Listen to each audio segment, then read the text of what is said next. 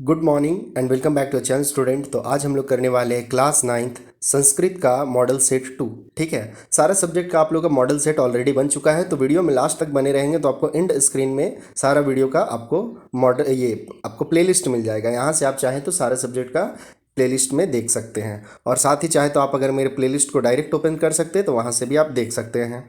चलिए तो हम लोग देखते हैं क्या है क्वेश्चन। क्वेश्चन देखिए, फर्स्ट में दिया है कंचनपुरम नाम नगरम कुत्र विभाति स्म।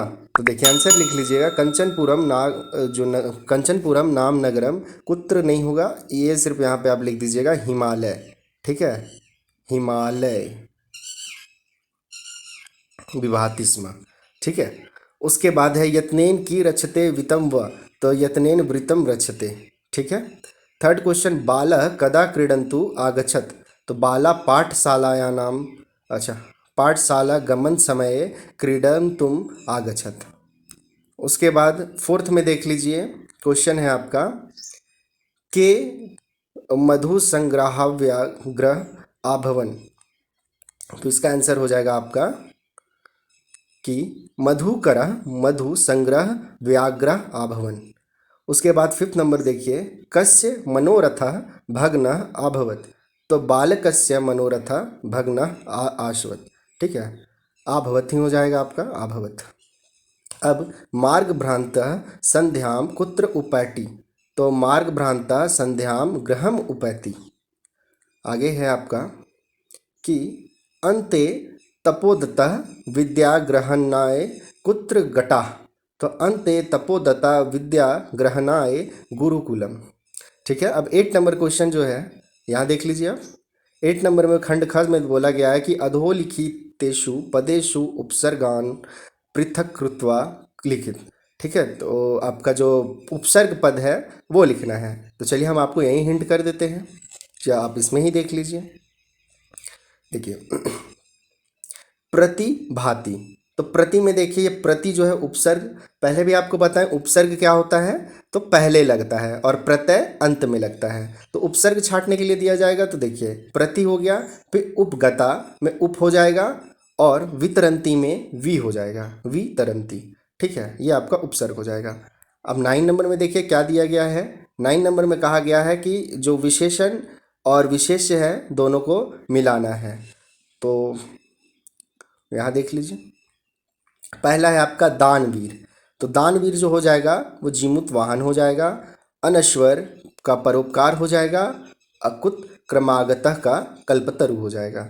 ठीक है, ऐसे करके मिला लीजिएगा। अब 10 नंबर क्वेश्चन देख लीजिए क्या दिया हुआ है। 10 नंबर में कहा गया है कि अधोलिखिता नाम पदा नाम पर्याय पदम या समानार्थक पदम लिखित, यानी समानार्थी शब्द या पर्यायवाची शब्द लिखना है। समीपम का, कल्याणम का, और हाँ समीपम का देखिए, समीपम का लिख लीजिएगा अंतिकम, और कल्याणम का हितम, और धरित्रिम का पृथ्वीम। ठीक है, अब 11 नंबर में आपका दिया गया है कि अधोलिखितेषु पदेषु विभिन्न वर्गीय पदम चित्वा लिखित। ठीक है, जो विभिन्न वर्ग का पद है उसको आपको सर्कल करना है या लिखना है। देखिए आपका यहाँ दिया हुआ है वक्तव्यम, कर्तव्यम, सर्वस्व और हिंतव्यम। ठीक है, तो इसमें आपका हो जाएगा ये सर्वस्व। उसके बाद यत्नेन वचेन प्रिय वाक्य प्रदानेन अमारलीन, तो इसका हो जाएगा वचेन। ठीक है, उसके बाद जंतवा, ये आपका जंतव, नद्या विभत्या अपरीता, तो इसमें परिता हो जाएगा। उसके बाद आ जाइए 12 नंबर क्वेश्चन में। 12 नंबर में पूछा गया है कि रेखांकित पद जो है उसका प्रश्न निर्माण करना है। तो जैसे दिया हुआ प्रकृति जीवन सुखम पद प्रद दाती। ठीक है, तो इसका जो आप प्रश्न निर्माण कीजिएगा वो आप ऐसे लिख सकते हैं, प्रकृति किम प्रदाति। तो देखिए ये जो है आपका जहाँ अंडरलाइन किया हुआ है उसी को चेंज करना है, बाकी जैसे है सेम लिख दीजिए। ठीक है, तो जीवन सुखम को प्रश्न बनाना है तो किम कर दीजिए। फिर देखिए दूसरा, पर्यावरण रक्षणम धर्मस्य अंगम अस्ति। तो ये धर्मस्य है तो धर्मस्य की जगह पे कस्य लिख दीजिए, बाकी जो है आपका सेम उतार देना है। उसके बाद आगे है आपका अजात शिशु मातृगर्भे सुरक्षित तिष्ठति। तो देखिए ये सेम उतार दीजिएगा यहाँ तक। अब मातृगर्भे की जगह कुत्र यानी कहाँ, ये लिख दीजिएगा। आगे देखिए 30 नंबर में दिया गया है कि जो कोष्ठक है उसमें षष्ठी विभक्ति का प्रयोग करके रिक्त स्थान का पूर्ति करना है। ठीक है, ग्रहम का षष्ठी विभक्ति, पितृ का षष्ठी विभक्ति और जीमूत वाहन का षष्ठी विभक्ति लिखना है आप लोगों को। तो यहाँ ही देख लीजिए एक बार। देखिए ग्रहम का षष्ठी विभक्ति गृहस्थ हो जाएगा, तस्य गृहस्य उद्यायन कल्पतरु असित। फिर पितृ का षष्ठी विभक्ति पितु हो जाएगा। ठीक है, सह पितु अंतिकम आगच्छत। अब जीमूत वाहन का षष्ठी विभक्ति जीमूत वाहनस्य हो जाएगा। तो जीमूत वाहनस्य सर्वत्र यशः प्रथितम, ये कर लीजिएगा। अब पद रचना करना है। 40 नंबर क्वेश्चन में क्या बोला गया है कि पद रचना कीजिए, ये आपका है। और जो समास मैंने पहले ही बताया कि ये समास का, ये समझिए विभक्ति है, विभक्ति बोल रहे हैं। आपको समस्त पद लिखना है। ठीक है, तो चलिए देखिए क्या है। जले चरंती इति, तो जलचरा हो जाएगा। भूमौ चरंती इति, तो स्थलचरा हो जाएगा। ना पूर्ण इति, तो अपूर्ण हो जाएगा। ठीक है, जले चरंती इति मतलब जल में चरने वाला तो जलचरा, और भूमि में चलने वाला यानी स्थलचर, और जो ना पूर्ण जो कभी पूरा नहीं होता है तो अपूर्ण। ठीक है, अब आ जाइए 15 नंबर में। 15 नंबर में कहा गया आप लोगों को एक दिया हुआ है भावन अनुराग मातु स्वस्थम स्वास्थ्यम ज्ञातुम भगिनी लताम प्रति लिखिते पत्र मंजूषाया। तो आपको पत्र लिखना है, इसमें जो दिया हुआ है इसकी सहायता से आपको पत्र लिखना है।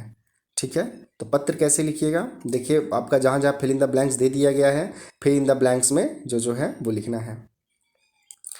तो देख लीजिए यहाँ पे सबसे पहले आप लोगों को ऊपर में क्या लिखते हैं, एड्रेस लिखते हैं, अपना पता लिखते हैं। तो आप ये जो लेटर लिख रहे कहाँ से, तो छात्रावासत से, तो ये लिख दीजिएगा छात्रावासत बोकारो नगर, दिनांक लिख दिए। अब उसके बाद जो दूसरा फिल इन द ब्लैंक्स है उसमें लिखना है भगिनी। ठीक है, अब आगे लिखिएगा नमो नमः पत्रेन ज्ञातम यत् पूजय माता। अब यहाँ पे जो यहाँ खाली स्थान है यहाँ पे हो जाएगा ज्वार पीड़िता। ठीक है, मतलब ज्वार से पीड़ित, बुखार लगना। अस्ति, फिर अतः अहम अतीव, तो फिर यहाँ पे जो खाली स्थान वहाँ चिंतित हो जाएगा, चिंतित अस्मि परम। फिर खाली स्थान है तो परीक्षा कारणत गृहम आगंतुम सक्षमा न अस्मि भवति। उसके बाद जो है यथा समय, इस खाली स्थान में यथा समय तस्य, फिर खाली स्थान है तो औषधिम यच्छतु भगवत कृपाया स शीघ्रम। फिर यहाँ खाली स्थान है तो स्वस्थ भविष्यति पत्रोत्तरम। उसके बाद फिर खाली स्थान में शीघ्रम प्रेष्यतु भवतया भ्राता। फिर ये जो है आपका जो नीचे फिर दिया गया है आपका यहाँ पे जो लास्ट में है भवतया भ्राता अनुराग है ना, यहाँ पे अनुराग लिख देना है इस तरह से। ठीक है, 60 नंबर देखिए कि चित्र की सहायता, चित्र देख करके जो यहाँ पे दिया गया है इस मंजूषा में, उससे आपको 5 संस्कृत वाक्य लिखना है। तो 5 संस्कृत वाक्य देखिए कैसे लिखिएगा, चित्र में जो दिख रहा है उसके आधार पे। तो पहले जो ये चित्र किस चीज़ का है, तो ये चित्र देखिए जंगल का है, जंगल में जानवर लोग हैं, भालू शेर हाथी ऊँट सब कुछ है। तो देखिए कैसे लिखिएगा, तो इदम वनस्य चित्रम अस्ति, ये जो है वन का चित्र है, जंगल का चित्र है। अत्र अनेकानि पुष्पानि सन्ति, यहाँ अनेकों पुष्प हैं, फूल हैं। वने मृगो धावतः, वन में मृग है जो दौड़ रही है, मृग यानी हिरन है वो दौड़ रही है। वृक्षेषु वानरः कुदिन्ति, ठीक है, जो वृक्षेषु मतलब पेड़ों पर वानर लोग यानी बंदर लोग कूद रहे हैं। सिंह गजः भालुकः उष्ट्र च इति स्तट भ्रमन्ति, तो ये सब जो जानवर है वो जंगल में भ्रमण कर रहे हैं। फिर 70 नंबर क्वेश्चन बोला गया है कि दीपावली इति विषयम अधिकृत्य मंजूषा पद सहायेन पंच संस्कृत वाक्यानि लिखत। ठीक है, वही संस्कृत का 5 वाक्य लिखना है दीपावली पे, और आपको यहाँ पे दे दिया गया है, इसी की सहायता से लिखना है। बहुत ही आसान है। आपको सिर्फ सही टाइप से उस सेंटेंस को बना देना है। तो देखिए, दीपावली भारतवर्षे एक महान उत्सव अस्ति। ठीक है, दीपावली जो है भारत का एक महान उत्सव है। अयम उत्सव कार्तिका मासस्य यानी कार्तिक महीना में अमावस्या भवति। ठीक है, तो कार्तिक मास के अमावस्या में मनाते हैं। दीपावली दीपानाम उत्सव अस्ति। ठीक है, दीपावली जो है दीप का उत्सव है, दिया जलाते हैं हम लोग।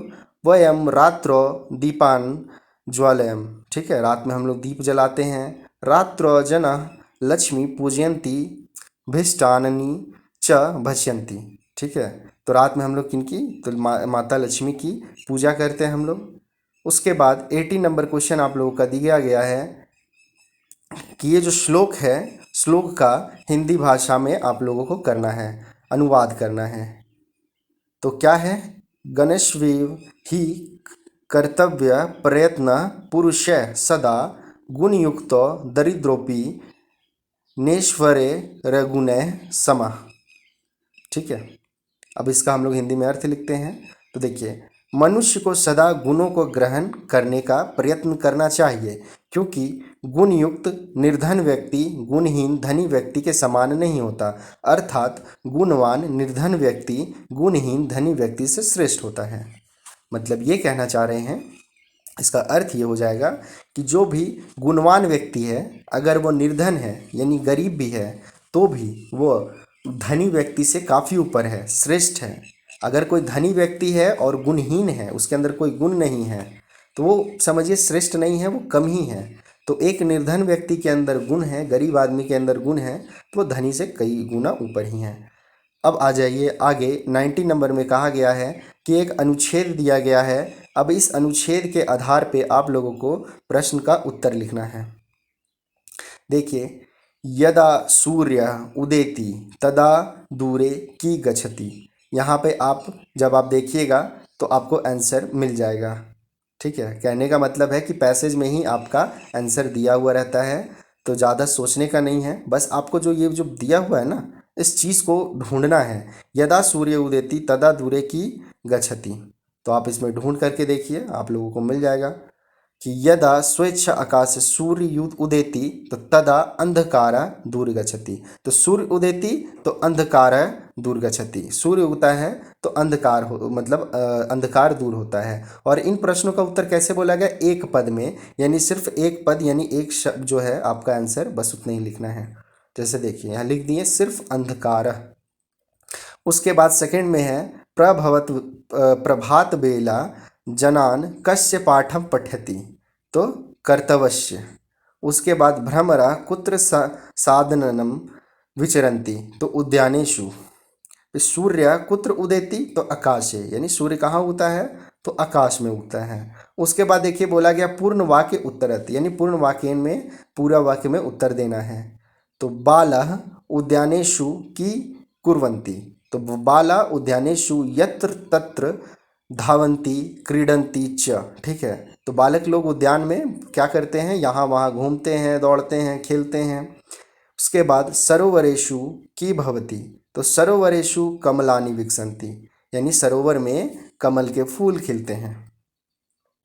अब अस्य अनुच्छेदस्य कृते समुचितम शीर्षक लिखित, तो इस जो अनुच्छेद है इसका शीर्षक देना है। तो देखिए शीर्षक में बताया गया है, ज़्यादातर हिंट किया गया सुबह के बारे में। सुबह सूर्य उगता है तो अंधकार दूर होता है, फिर बच्चे लोग सुबह उद्यान जाते हैं, खेलते हैं, दौड़ते हैं, यही सब चीज़ दिया हुआ है। तो देखिए, तो इसका शीर्षक लिख दीजिएगा प्रातः काल।